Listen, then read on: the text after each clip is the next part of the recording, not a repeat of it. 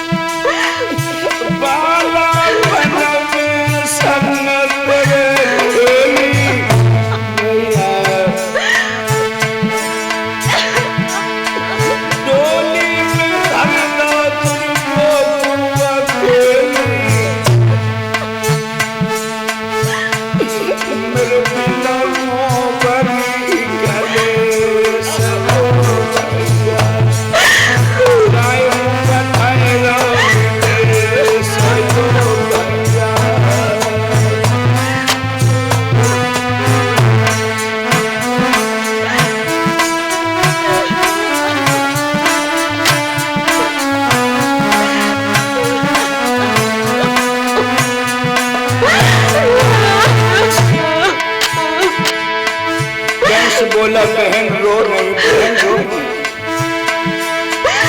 सासू ससुर की सेवा करियो,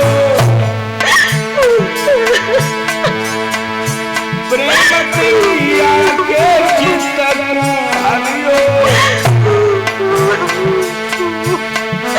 आधार को यही बोले सजो मेरा,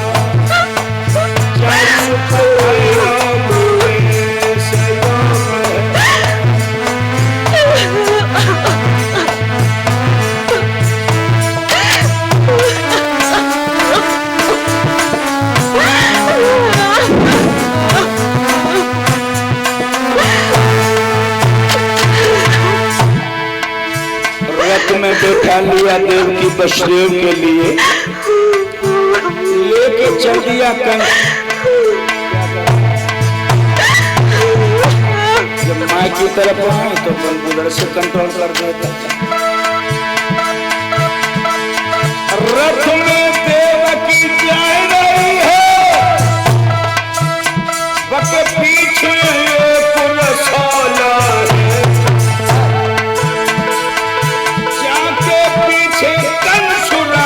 वसुदेव तुम्हारा को साला है।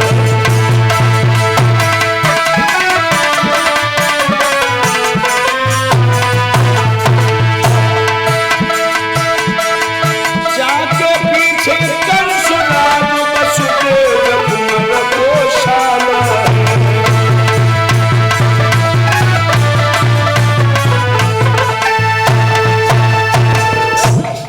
जो देवकी और रथ में बैठाल के वसुदेव को चला। मथुरा नगरी से रथ बाहर आया, एकदम से स्वर्ग से आवाज आई, कंस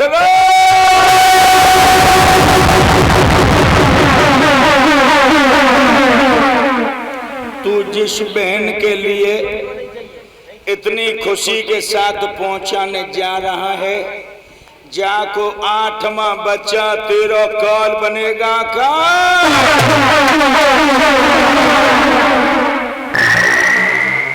जो इतनी आवाज सुनी,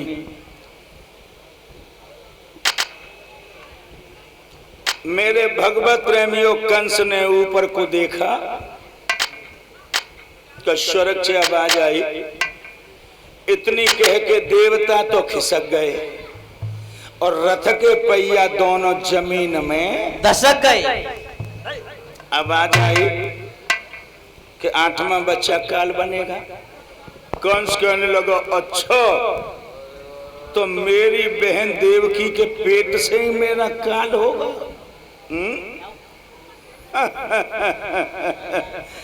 मैं अपनी बहन को जिंदा नहीं छोड़ूंगा जो जाके काल पैदा हो जाए। नहीं नहीं, नहीं।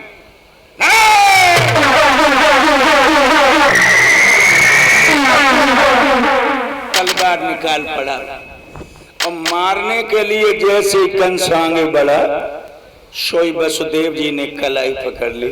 ठहर जाइए भोजराज कंस, आप जैसे छत्री पर एक अबला स्त्री पर हाथ उठाना शोभा नहीं देता। अबला पे हाथ उठाना शोभा नहीं देता तो तुम्हें पीट ले। मैं अपने सामने अपने प्रेम की फुलबारी उजड़ते नहीं देख सकता। पहले मेरी बात सुनो। बताओ बताओ। प्रणधीर पीर कंसेश सुभट तुम हो पीरों के पाने में, शोभा नहीं तुमको दे रही है अबला पर हाथ उठाने में।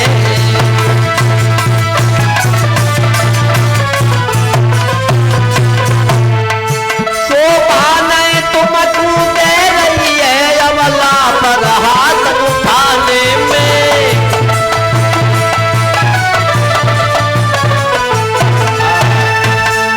आप जैसे छत्री को एक अबला पर हाथ उठाना शोभा नहीं देता। अभी एक पल में क्या हो गया, खुशी खुशी में विदा कर रहे थे, एक पल में तुमने सारी मंडली को हिला दिया। तुमने आवाज नहीं सुनी स्वर्ग से आई कि देवकी का 8वां बच्चा काल बनेगा। तो देवकी के बच्चे से खतरा है बहुत बड़ा। तो मेरी बात सुनो। बताओ। तलवार नो मेरी गर्दन पर जब मेरे प्राण खो जाएंगे, देवकी लड़ाको भोगेगी जग पूर्ण नहीं हो पाएंगे।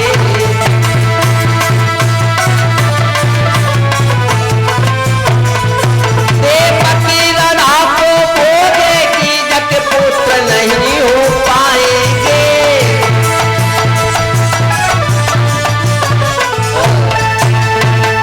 हमें मार दो, हम मर जाएंगे, देवकी की संतान ही नहीं पैदा होगी। जरूरी नहीं है कि तुम मर जाओ तो देवकी औलाद न कर। अरे कैसी बात करते हो, कहां से संतान पैदा हो जाएगी?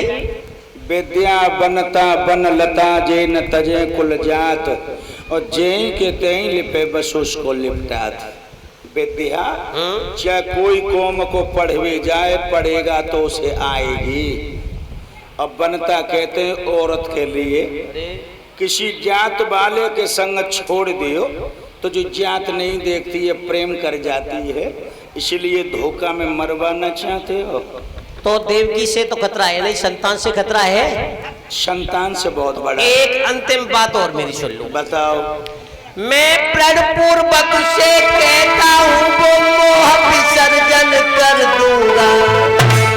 देवकी के जो संतति होगी आपको समर्पण कर दूंगा।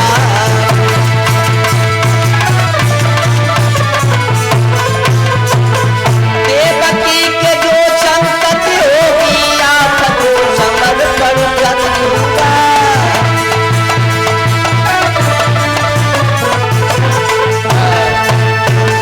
देवकी से जो संतान पैदा होगी हम नारा समेत तुम्हें समर्पण कर देंगे। देवकी को न मारो। सच कह रहे? सच कह रहे। खाओ यमुना की कसम। यमुना माई कसम। खाओ गोधन की कसम। जा गोधन की कसम। जरा भी तुमने चालाकी करने की कोशिश की वसुदेव। अरे चालाकी कोई बात ही नहीं होगी महाराज। तो बिना मौत मारे जाओ। अरे नहीं मारे जाएंगे, चालाक कोई बात ही नहीं होगी। तुमने हमारी गुस्सा देखी? हाँ एक बार देखी थी, वो है नहीं, ढोलक वाला नहीं है, अब क्या बताएं, देखी थी। जलेश्वर में देखी? हाँ जलेश्वर में भी देखी थी एक बार। सिकंदर राव नहीं देखी? सिकंदर राव वाला है ही नहीं, वो चला गया है। ये हनुमान की तरफ देखी थी एक बार। उसी की तरह तुम्हें सुअर का बार। अरे कुछ नहीं, कोई चालाकी बात ही नहीं होगी महाराज। देवकी को न मारो। तो तुम अपने अब गांव नहीं जाओगे? फिर कहाँ जाए?